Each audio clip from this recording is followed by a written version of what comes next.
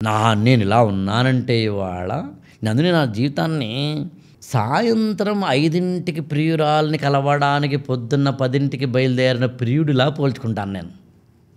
ప్రియురాలు ఉన్నారండి? లేరండి. నాకు ఒకటే నా పుస్తకాలు మాత్రం ప్రియురాలు, నా లైఫే నా ప్రియురాలు.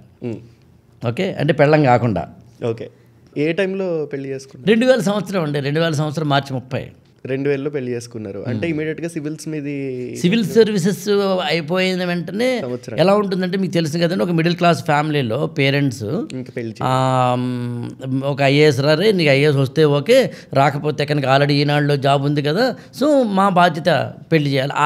ఆ ప్రాసెస్లో ఈనాడులో జాబ్ చేస్తూ సినిమాలకు వెళ్ళి సినిమాలు కూడా వదిలేసినప్పుడు 2 నెలలు మీరు ఖాళీ తీసుకుంటాను, టైం తీసుకుంటాను, నేనేమీ సంపాదించలేను, ఇంకా ఈ 2-3 నెలలు నేను ఖాళీగానే ఇంట్లో ఉంటాను అన్నప్పుడు how did your family support you?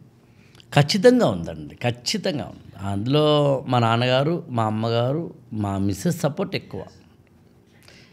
సరే, ఎప్పుడైనా మనం బహుశా ఇందులో డిస్కషన్ వస్తుంది కానీ నాకు ఓన్లీ మ్యారేజ్ మీద మాత్రమే, pre marital, post marital, pre divorce, post divorce లాంటి వాటి మీకు చెప్పాలని కోరిక నాకు.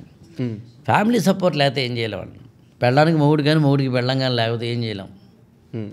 సో అందుకని మా మిస్సెస్ సపోర్ట్ ఖచ్చితంగా ఉంది. అది 200% ఉంది కూడా కాదు, ఏదో జస్ట్ ఉందంటే పర్లేదండి, ఆమె పని ఆమె చేసుకెళ్ళిపోతుంది ఆయన కాదు. She is the pillar. అంటే పేరెంట్స్ తర్వాత పేరెంట్స్ ఎలాగూ ఉంటారు ఖచ్చితంగా, పేరెంట్స్, బ్రదర్స్, వదినలు ఎలాగూ ఉంటారు. నేను వాళ్ళ తర్వాత మాట్లాడుతున్నాను. సో కాబట్టి ఫ్యామిలీ సపోర్ట్ అనేది ఉండకపోతే ఏం చేయలేం. ఆ సపోర్ట్ ఉంది ఆ టైం నుంచి.